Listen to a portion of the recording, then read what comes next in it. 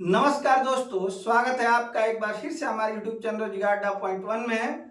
आज मैं आपको वे क्वेश्चंस बताऊंगा जो मेरे छात्रों ने मुझे व्हाट्सएप किए हैं। इसमें से ज़्यादातर क्वेश्चन मैथ के हैं और कुछ क्वेश्चन रीजनिंग के भी हैं। अगर आपकी भी कोई समस्या है तो आप 83 18 81 31 59 पे अपने क्वेश्चंस भी भेज सकते हैं। इसका भी सोल्यूशन मैं आपको वीडियो के माध्यम से दे दूंगा। तो आइए देखते हैं आज की क्वेश्चन कौन कौन से क्वेश्चन हैं जो छात्र पूछना चाहते हैं। जैसे दिया गया है, मैंने कैलेंडर पढ़ाया भी है। 1 जनवरी 1901 को कौन सा वार था, ठीक है। तो आपको करना क्या है, इसमें फार्मूले का यूज करेंगे। फार्मूला होता है तारीख, तारीख के जगह पे लिख देंगे 1, और महीना कोड, जनवरी का महीना कोड होता है 1 और 0। आप जानते होंगे कि अगर नॉन लीप ईयर की जनवरी है तो उसका कोड 1 होता है, अगर लीप ईयर की फरवरी है जनवरी है तो उसका कोड 0 होता है, ठीक है। तो 1901 एक नॉन लीप ईयर है, इसलिए यहाँ पे जनवरी का कोड 1 रखेंगे। तो हो गया क्या, तारीख प्लस महीना कोड।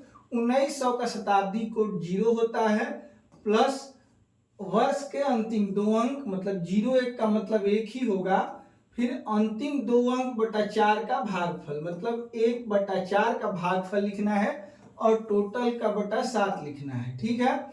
यहाँ एकमात्र ऐसा स्थान है पूरे कैलेंडर में जहां भागफल लिखा जाता है, आप ध्यान रखेंगे। अब इसका भागफल अगर हम लोग करेंगे तो 0.25 हो जाएगा। तो मैंने आपको पढ़ाते समय ये बताया था कि यहाँ पे भागफल का केवल पूर्णांक लिखते हैं, दशमलव के बाद के अंक को नहीं लिखते हैं, इसलिए यहाँ पे 0 लिखा जाएगा। ये आपको ध्यान में रहना चाहिए, 0 लिखा जाएगा, ये आपके ध्यान में रहना चाहिए, ठीक है।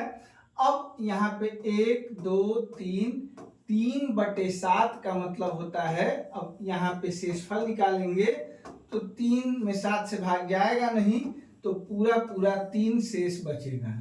और 3 शेष का मतलब होता है, मैंने आपको बताया है कि 0 का मतलब होता है शनिवार, 1 का मतलब रविवार, 2 का मतलब सोमवार और 3 का मतलब होता है मंगलवार, जो कि ऑप्शन 4 में दिया गया है। तो करना कुछ नहीं है, तारीख प्लस महीना कोड प्लस वर्ष शताब्दी कोड प्लस वर्ष के अंतिम 2 अंक। तो 01 लिखिए या 1 लिखिए, सेम ही बात है। यहाँ पे भी 01 में 4 से भाग करिए या 1 में 4 से भाग करिए तो 0.25 आएगा। दशमलव के बाद के अंक को नहीं लिखा जाता है, तो मैंने केवल 0 लिखा है। अब इनको जोड़ के 3 किया मैंने, 7 से भाग देंगे तो शेषफल यहाँ पे निकालना होता है, 3 आएगा। और 3 का मतलब होता है मंगलवार। अगर आपको ये डिटेल में जानना है तो आप जाके कैलेंडर का वीडियो जरूर देखिए, मैंने 4-5 पार्ट दिए हैं उसके। अगर वे पार्ट आप लोग देख लेते हैं तो आपका निश्चित रूप से ये क्लियर हो जाएगा। अब बच्चे को समस्या क्या हुई होगी ये मैं जानता हूं। यहाँ पे 01 में जब भाग देने की बारी आती है तो यहाँ बच्चे कंफ्यूज हो जाते हैं। 4 से कम यहाँ पे संख्या होती है तो आप यहाँ पे 0 लिखिएगा, क्योंकि 0 पॉइंट समथिंग होता है और पूर्णांक केवल 0 होगा तो यहाँ आप 0 लिखेंगे। याद रखना है कि ये कैलेंडर का इकलौता ऐसा स्थान है जहाँ पे भागफल लिखा जाता है और ये केवल पूर्णांक यहाँ लिखा जाता है, दशमलव का अंक नहीं लिखा जाता है। चलिए अगला क्वेश्चन आया है, एक आयत और एक समबाहु त्रिभुज का परिमाप समान है। अब देखिए, आयत का परिमाप मित्रों होता है 2l + b, ठीक है।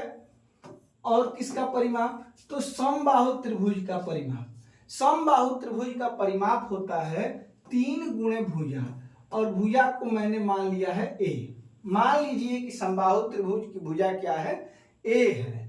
आयत की एक भुजा त्रिभुज की भुजा के बराबर है। अब ये देखिए, लंबाई और चौड़ाई में से एक भुजा को ही इस त्रिभुज की भुजा के बराबर है, तो मैं एल को ही ए मान ले रहा हूं कि लंबाई जो है वो त्रिभुज की भुजा के बराबर है। अब चलिए 2l के जगह पे लिख देंगे a + b = 3 है। अब इसको गुणा करेंगे तो 2a + 2b = 3 है। 3a के तरफ 2a को ले जाएंगे तो a हो जाएगा, या इसको 1a भी बोलते हैं, और इधर बचेगा 2b, ठीक है। अब बी को नीचे अगर ले जाते हैं तो इधर से एक इसके नीचे आएगा। अब यहाँ पे आप रेशियो पा चुके हैं, ए रेशियो बी आपको मिल चुका है 2:1, ठीक है। अब ज्ञात क्या करना है, तो आयत और त्रिभुज के क्षेत्रफल का अनुपात ज्ञात करना है। आयत और त्रिभुज के क्षेत्रफल का अनुपात, तो आयत का क्षेत्रफल मित्रों होता है लंबाई गुणे चौड़ाई, ठीक है, लंबाई गुणे चौड़ाई। और अनुपात निकालना है इसका त्रिभुज के क्षेत्रफल से। तो समबाहु त्रिभुज के क्षेत्रफल का फार्मूला आप जानते होंगे, करनी में 3/4 गुणे भुजा का स्क्वायर, ठीक है। अब एल को भी मैंने देखिए यहाँ पे ए ही माना है, तो ए की वैल्यू मैं पुट करूंगा 2 और बी की वैल्यू पुट करूंगा 1, ठीक है। जैसा कि रेशियो में मिला है मान, ए का मान 2 हो जाएगा और बी का मान 1 हो जाएगा। तो यहाँ एल की जगह पे 2 और बी की जगह पे 1 मैंने रख दिया। करनी में 3/4 और यहाँ ए की जगह पे जब हम लोग 2 रखेंगे और उसका स्क्वायर करेंगे तो ये भी हो जाएगा 4 से 4 कट जाएगा, 2 एकम 2 और यहाँ हो जाएगा √3। √3 का मतलब होता है कि ये आंसर हो जाएगा 3 नंबर, ठीक है। उम्मीद है आप इस क्वेश्चन को समझ पाए होंगे। चलिए अगले क्वेश्चन पे चलते हैं। तो आइए दोस्तों देखते हैं आज का अगला क्वेश्चन। दिया गया है कि 30 किमी की दूरी चलने में अभय को समीर से 2 घंटे अधिक लगते हैं। देखिए मान लेते हैं कि अभय की चाल ए है और अभय के द्वारा लिया गया समय निकालने के लिए दूरी बटा चाल का प्रयोग करेंगे। 30 किमी की दूरी चलने में अभय की चाल अगर ए है तो अभय के द्वारा लिया गया समय 30/a हो जाएगा। और 30 किमी की दूरी चलने में समीर की चाल अगर एस है तो समीर के द्वारा लिया गया समय 30/s हो जाएगा, क्योंकि आप जानते हैं कि समय का फॉर्मूला होता है दूरी बटा चाल, ठीक है। अब अभय के समय से समीर के समय को घटाएंगे तो 2 घंटा आएगा। क्यों आएगा, क्योंकि यही दूरी तय करने में अभय समीर से 2 घंटे अधिक लेता है, तो ये अधिक है इसलिए कम को घटाएंगे तो 2 आ जाएगा और यही हमारा इक्वेशन फर्स्ट हो जाएगा, ठीक है। अब क्या कहा गया है कि अभय अपनी चाल 2 गुनी कर दे तो उसे समीर से 1 घंटा कम लगेगा। अगर इसकी चाल 2 गुनी कर दे, मतलब कि जहां चाल ए थी उसको हम लोग बढ़ा के 2a कर दें तो और समीर की चाल वही रहे, तो अब अभय कम समय लेगा समीर से 1 घंटे, ठीक है। अब इस बार आपको ये ध्यान रखना है कि आप समीर से अभय का समय घटाएंगे और इसका अंतर कितना हो जाएगा, 1 हो जाएगा, जो कि हमारा इक्वेशन सेकंड हो जाएगा। अब यहाँ आप चाहे तो 2 को 30 से कटा सकते हैं 15 बार में। अब हम लोग इसको सॉल्व करेंगे और अपने उत्तर तक पहुंच जाएंगे। देखिए यहाँ पे प्लस का चिन्ह है और यहाँ पे माइनस का चिन्ह है, तो जोड़ने पे ये दोनों क्या हो जाएंगे, कट जाएंगे, क्योंकि दोनों सेम ही है, ठीक है। अब इसको जोड़ना है तो देखिए प्लस और माइनस दोनों के चिन्ह होते हैं तो माइनस वहां पे लगाया जाता है। देखिए 30/a से 15/a को ये माइनस करेंगे। क्यों माइनस कर रहे हैं, क्योंकि प्लस और माइनस दोनों का चिन्ह होने पे माइनस का चिन्ह प्रभावी होता है। तो 30 से 15 घटाएंगे 15 और नीचे दोनों के नीचे a है तो a ही होगा। 15/a बराबर इसको जोड़ेंगे तो 2 1 3 हो जाएगा, ठीक है। अब ये a चला गया दोस्त यहाँ और ये 3 आ जाएगा नीचे। 3 से 15 कटाएंगे 5 हो जाएगा। मतलब अभय की जो चाल है वो 5 किमी प्रति घंटे आपको प्राप्त हो चुकी है, जो कि आपसे प्रश्न में पूछी गई थी, ठीक है।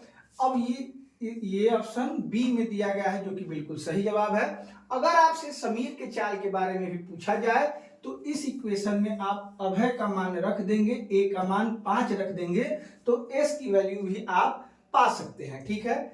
अगले क्वेश्चन पे चलते हैं, देखते हैं आज का अगला क्वेश्चन। गणेश एक स्थल पर खड़ा है, वह 20 मीटर पूर्व की ओर और फिर 10 मीटर दक्षिण की ओर चलता है। ध्यान से देखिए, ये मान लीजिए कि गणेश यहाँ पे खड़ा है, पूर्व मतलब दाहिने हाथ की तरफ कितना चलता है, 20 मीटर, और फिर दक्षिण का मतलब होता है मित्रों नीचे की तरफ, ये चलता है 10 मीटर, ठीक है। 10 मीटर दक्षिण की तरफ चला, 20 मीटर पूर्व की ओर चलने के बाद 10 मीटर दक्षिण की ओर चला। फिर वह 35 मीटर पश्चिम की ओर चलता है। पश्चिम का मतलब होता है बाएं हाथ की तरफ, और ये 35 मीटर चलने का मतलब यहाँ तक आने में उसको 20 मीटर चलना होगा, ठीक है। और 20 मीटर के बाद और 15 मीटर चलेगा, तब ये उसका कंप्लीट हो जाएगा 35 मीटर, ठीक है। तो 20 और 15 करके 35 मीटर चल चुका है पश्चिम की तरफ, और फिर 5 मीटर पूर्व की ओर। अब यहीं से पूर्व की ओर जाने के लिए उसको सीधे अपने रास्ते पे पीछे चलना पड़ेगा, क्योंकि दाहिने हाथ की तरफ पूर्व होता है। अब यहाँ से मैं एक बार आपको दिखाऊं कि यहाँ से 5 मीटर और कम हो जाएगा, तो जो ये आगे 15 मीटर आया था अब 10 मीटर ही आगे आ पाएगा, 5 मीटर ये बैक हो चुका है, ठीक है। अब पूछा ये जा रहा है कि उसके आरंभिक स्थल और अंतिम स्थल के बीच मीटरों में कितनी दूरी है। अब देखिए ये 10 मीटर है और ये 10 मीटर होने के कारण ये भी 10 मीटर होगा। अब आपसे दूरी पूछी जा रही है, देखिए ये इसका अंतिम स्थल है और ये यहाँ से शुरू किया था इसलिए ये प्रारंभिक स्थल है। ये भी 10 मीटर और ये भी 10 मीटर है। तो आप सीधे सीधे ऐसे नहीं जोड़ेंगे कि 10 मीटर 10 मीटर 20 मीटर दूरी पे है, आपको ये सबसे छोटी दूरी निकालनी होती है। तो ये कर्ण के माध्यम से आप निकाल सकते हैं, और कर्ण का फार्मूला होता है अंडर रूट लंब का स्क्वायर मतलब 10 का स्क्वायर प्लस आधार का स्क्वायर, दोनों का स्क्वायर करके जोड़ देते हैं रूट में, तो ये कर्ण की वैल्यू आपको मिलती है पाइथागोरस प्रमेय से। अब ये हो जाएगी अंडर रूट 200, और अंडर रूट 200 का मतलब होता है करनी में 2 रह जाएगा और क्या निकल जाएगा 10, मतलब इसका जवाब हो जाएगा 10 करनी 2, जो कि ऑप्शन किसी ऑप्शन में नहीं दिया गया है, इसीलिए शायद किसी छात्र ने इस क्वेश्चन को पूछा है। तो आप लोग निश्चिंत रहिए, कभी भी ऐसे क्वेश्चन आपको मिले तो आप ऐसे नहीं जोड़ेंगे, आप सीधे सीधे कर्ण निकालेंगे, जिसका आंसर क्या हो जाता 10 करनी 2 हो जाता, ठीक है। तो उम्मीद है आप इस बात से संतुष्ट होंगे कि ये क्वेश्चन मतलब क्वेश्चन तो सही है, लेकिन इसका विकल्प क्या है गलत है, इसका सही आंसर होगा 10 करनी 2, ठीक है। अगले क्वेश्चन में चलते हैं।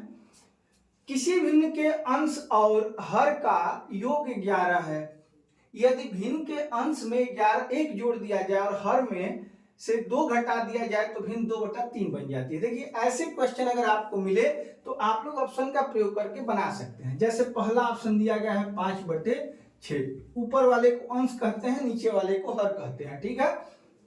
अब दोनों का योग 11 होना चाहिए, तो 5 और 6 11 हो रहा है।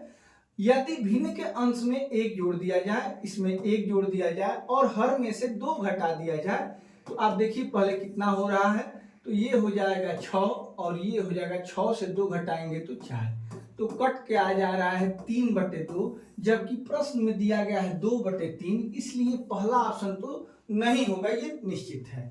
अब चलिए 6/7 है, 6/5 है, इसमें 1 जोड़ देंगे तो ये 7 हो जाएगा, और इससे 2 घटा लेंगे तो ये कितना हो जाएगा 3 हो जाएगा, जो कि ऑप्शन में जो कि प्रश्न में नहीं दिया गया है। प्रश्न में 2/3 दिया गया है, इसलिए दूसरा ऑप्शन भी नहीं होगा।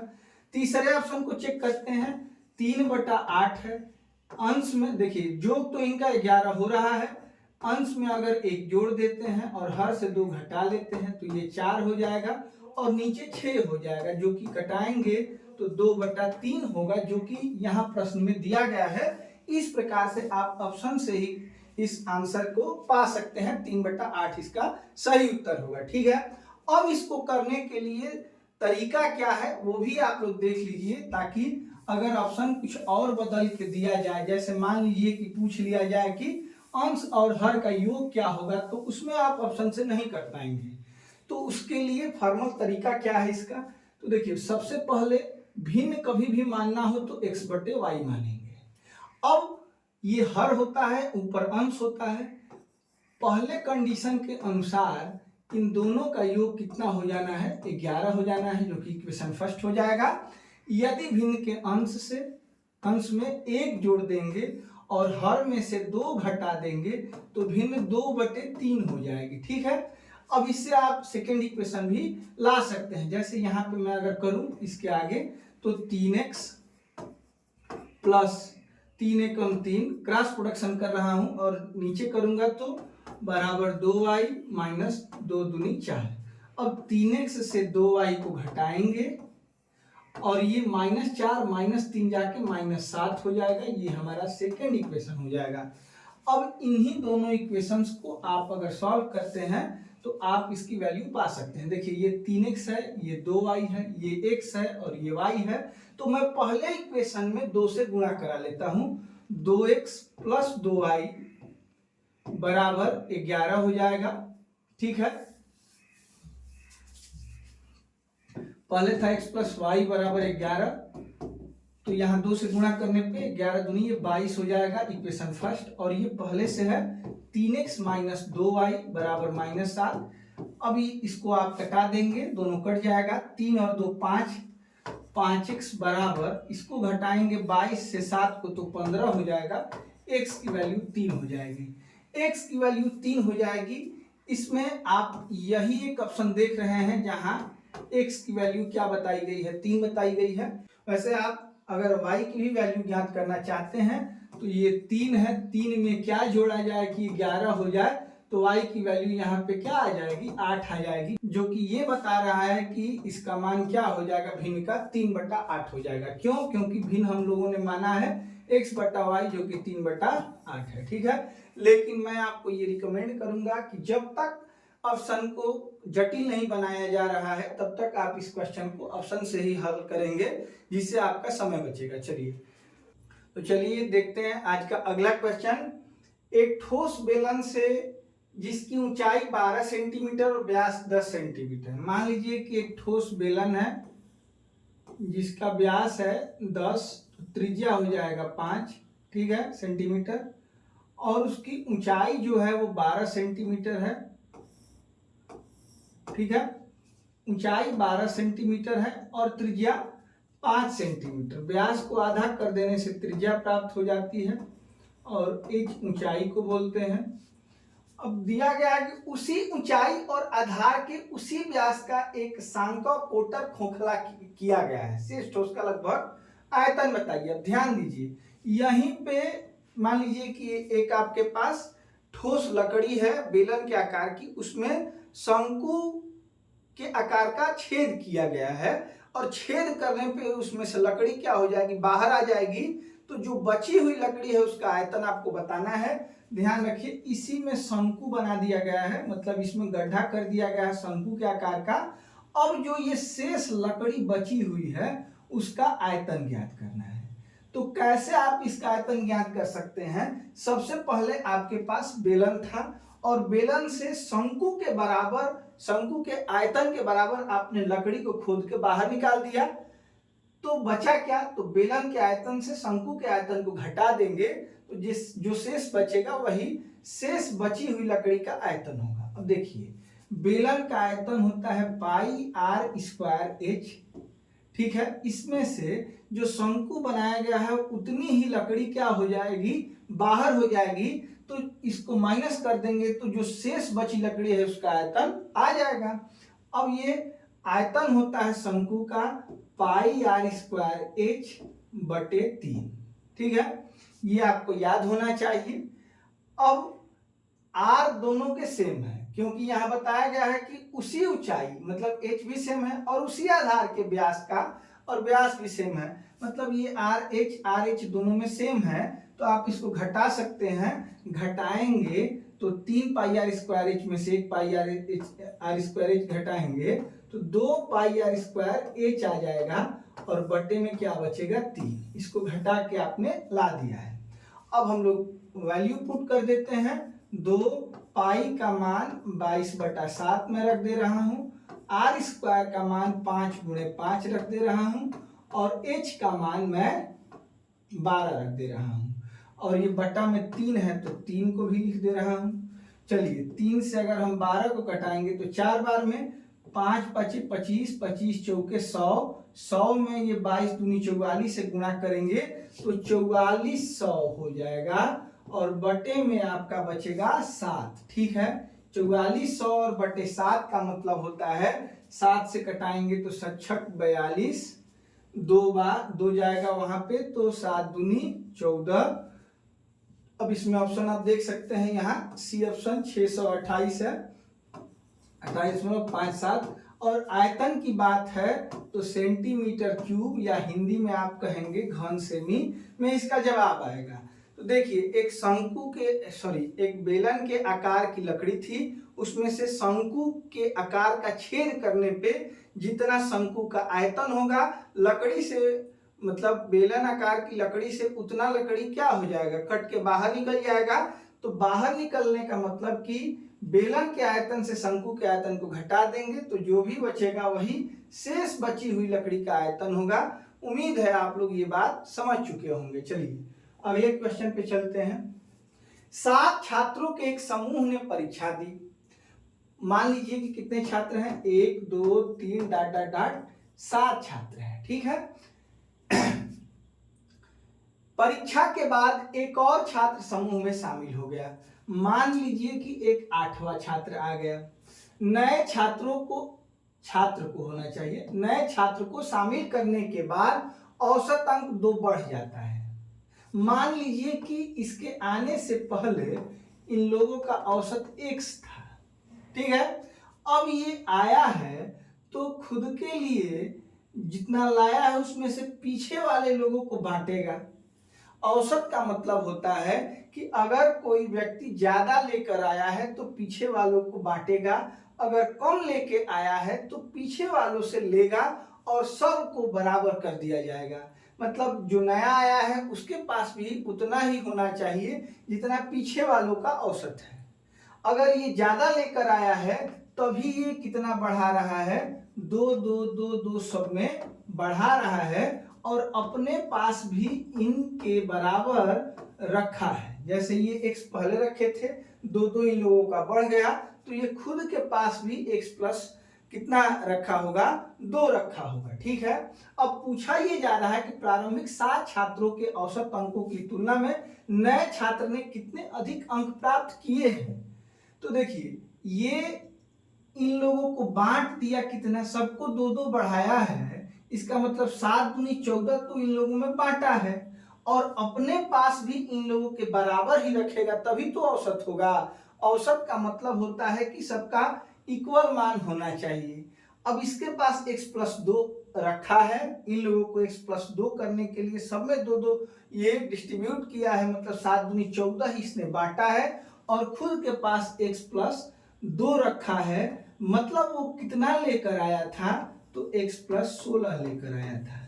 पहले जो छात्र 7 थे उनका औसत x था, मतलब इन सब के पास x रुपया था। तो अगर नए छात्र की बात की जाए तो कितना अधिक अंक प्राप्त किया है, तो 16 ज्यादा लेकर आया था और इस तरीके से हमारा आंसर हो जाएगा 16, ठीक है। तो ध्यान रखिए औसत का मतलब होता है सबको बराबर करना। मान लीजिए कि ये 7 भाई थे, सभी के पास x रुपए थे, 8वां भाई बाहर से आया तो उसने सबका औसत 2 2 बढ़ा दिया, इसको भी 2 दिया, इसको भी 2 दिया, ऐसे करके 7 भाइयों को 2 2 रुपया दिया। अब इन लोगों के पास पहले x था तो अब 2 रुपया और जुड़ गया तो x प्लस 2 हो गया। तो जो नया आया है भाई ये x प्लस 2 खुद के पास भी तो रखा होगा। ये तो कोई नहीं करेगा कि पीछे वाले को बांट दिया जाए और खुद के पास कम रखा जाए, ऐसा नहीं है। अगर इन लोगों में बांटा है तो इन लोगों के बराबर खुद के लिए भी रखा होगा। तो इसने रखा है x प्लस 2 और बांटा है 14, मतलब लेके आया था x प्लस 16। इन लोगों के औसत से मतलब x से कितना ज्यादा लेकर आया था, 16। इसका सही जवाब A हो जाएगा। उम्मीद है आप लोग ये बात समझ चुके होंगे, ठीक है। तो कोई भी औसत का क्वेश्चन हो आप उसको बांट के ही करने का प्रयास करिएगा। आपका टारगेट ये होना चाहिए कि सबके पास अगर समान वैल्यू पहुंच जाती है तो वही उनका औसत होता है, ठीक है। चलिए अगले क्वेश्चन पे चलते हैं। तांबे की एक ठोस गोलाकार बाल को जिसका व्यास 14 सेंटीमीटर गलाकर 14 सेंटीमीटर के बराबर व्यास वाले तार में बदला जाता है। चलिए पहले एक गोला था और उसको बना दिया गया है बेलन, क्योंकि तार का मतलब होता है कि ये बेलन के आकार का हो गया। तो गोले को मिटा के बनाना है बेलन। तो आप याद रखेंगे मित्रों कि जब किसी एक आकार को पिघला के किसी और आकार में तब्दील किया जाता है तो दोनों का आयतन बराबर होता है। अब यहाँ पे आपको लिख देना है गोले का आयतन बराबर बेलन का आयतन। क्योंकि तार का आकार कैसा होता है, तो बेलनाकार होता है, बेलन का आयतन, ये ध्यान रखेंगे। कभी भी एक आकार को पिघलाकर दूसरे आकार में परिवर्तित किया जाता है तो दोनों आकारों का आयतन क्या हो जाता है, बराबर हो जाता है। ठीक है, अब गोले का आयतन का फार्मूला होता है 4/3 पाई आर क्यूब और बेलन के आयतन का फार्मूला होता है पाई आर स्क्वायर एच। ठीक है, अब यहाँ आपको एच को ज्ञात करना है। यहाँ पे आर दिया गया है 7 सेंटीमीटर, क्योंकि व्यास है अगर 14 तो आर होगा 7। यहाँ पे मैं लिख ले रहा हूँ 4/3, पाई का मान मैं दोनों तरफ काट दे रहा हूँ पाई को, यहाँ हो जाएगा 7 × 7 × 7 और इधर भी 14 सेमी के बराबर ही व्यास रखना है, तो ये आप इसको भी रख सकते हैं 7 × 7, 2 बार है तो, और h की वैल्यू निकालनी है, 1 2 से 1 2 कट जाएगा। अब यहाँ h की वैल्यू हो जाएगी 28/3 और 28/3 ऑप्शन डी में दिया गया है, जो कि बिल्कुल सही जवाब है। ध्यान बस ये रखना है कि एक आकृति को पिघलाकर दूसरी आकृति उसी से बनाई जाएगी तो दोनों आकृतियों का आयतन क्या होगा, बराबर होगा। इसमें से सबका वैल्यू पुट कर लेना है। दोनों जगह व्यास बराबर था, इसलिए मैंने त्रिज्या व्यास का आधा कर देते हैं तो त्रिज्या प्राप्त हो जाती है।